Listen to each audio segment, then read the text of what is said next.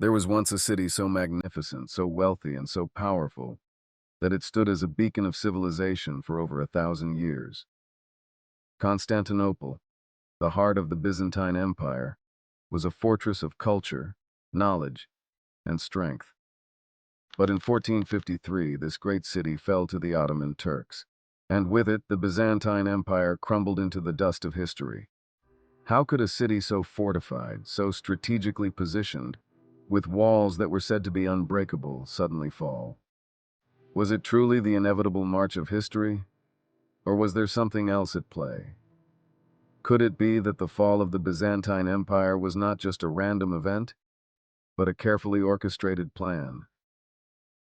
For centuries, historians have told us that the Byzantine Empire collapsed due to its own weaknesses, internal strife, corruption, and the overwhelming force of the Ottoman army.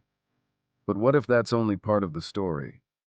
What if there were hidden hands, secret alliances, and hidden motives that led to its fall? Could powerful nations, secret societies, or even the church itself have played a part in bringing down this once great empire? Stay with me to uncover the secrets behind this historic downfall, and make sure to subscribe and like to keep up with these intriguing stories. Let's start with the obvious players, the Ottomans. Led by Sultan Mehmed II, known as Mehmed the Conqueror, they stormed the walls of Constantinople with sheer determination. But here's where it gets interesting. Some believe that the Ottomans did not act alone. Rumors suggest that certain factions within Europe, especially in the West, had grown tired of the Byzantines. They saw the Byzantine Empire not as a Christian ally, but as a rival, a roadblock to their own ambitions. Think about it: an empire controlling vital trade routes, holding vast wealth, and claiming to be the true Roman Empire. Could it be that Western Europe, especially Venice and Genoa, decided that the time had come for their old rival to fall? There's evidence suggesting that Venice, a powerful maritime republic, may have had a hidden agenda. Venice was a trading powerhouse, but it depended heavily on the same trade routes that the Byzantines controlled. If Constantinople fell, those routes would open up to them.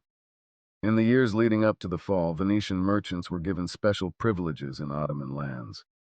Why would the Ottomans favor a European power if they didn't have a secret deal? Did the Venetians, and perhaps even the Genoese, secretly aid the Ottomans by providing ships, intelligence, and maybe even more? And it wasn't just the Venetians. What about the Genoese? Genoa, a rival of Venice, had trading colonies in the Black Sea and within Constantinople itself. Some claim they made deals with both sides, hedging their bets, playing a dangerous game to ensure their survival and dominance no matter who won. Was there a pact between the Ottomans and these merchant republics? Were they promised rewards, lands, and trade rights if they aided in the downfall of Constantinople? It's a question that has haunted historians for centuries. But let's take a closer look at the role of the Church. The Byzantine Empire was fiercely Orthodox Christian, and there was always tension with the Roman Catholic Church in the West. Many argue that the Catholic Church saw the Orthodox Byzantines as a heresy, a challenge to their authority. Remember, in 1204, Catholic crusaders sacked Constantinople, not Muslims or pagans, but fellow Christians. Could the Church have secretly welcomed or even encouraged the Ottomans, believing that it would ultimately lead to a reunification of the Christian world under their rule? Some point to letters and documents from the Vatican that hint at discussions of using the Ottomans as a tool to control the rebellious Byzantines. Was there a covert agreement between the papacy and the Ottomans, or perhaps a silent understanding that allowed the fall of Constantinople to happen without any significant intervention from the Catholic West? Consider the fact that there was no massive Christian army sent to save Constantinople, no grand crusade. Could this have been a deliberate choice? In addition to that, there exist the obscure organizations.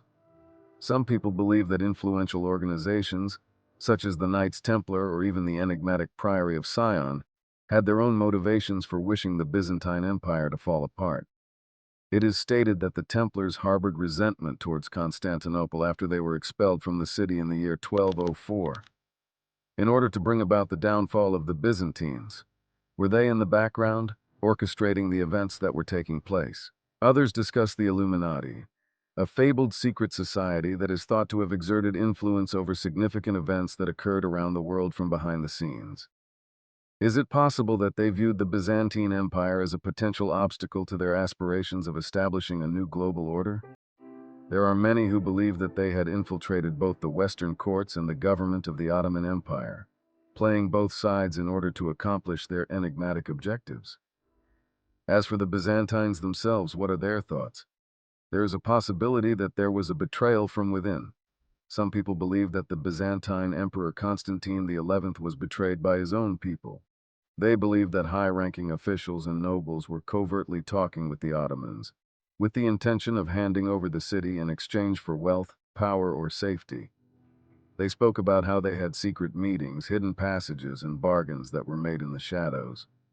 Is it possible that influential individuals within the empire could have spotted the writing on the wall and made the decision to switch sides at the very last moment? Consider the fact that the city was destroyed in just 53 days. Despite the fact that the Ottoman army was enormous and powerful, Constantinople had previously been able to withstand sieges on numerous occasions. Which aspects of this time were different? Did the weight of numbers alone play a role? Or was there some sort of deceit going on too? There is a possibility that covert saboteurs may have weakened the city's defenses, cut off supplies, or caused widespread fear among the villagers. Was it possible that spies provided the Ottomans with information, pointing them in the direction of vulnerable places in the defenses and assisting them in formulating the ideal attack?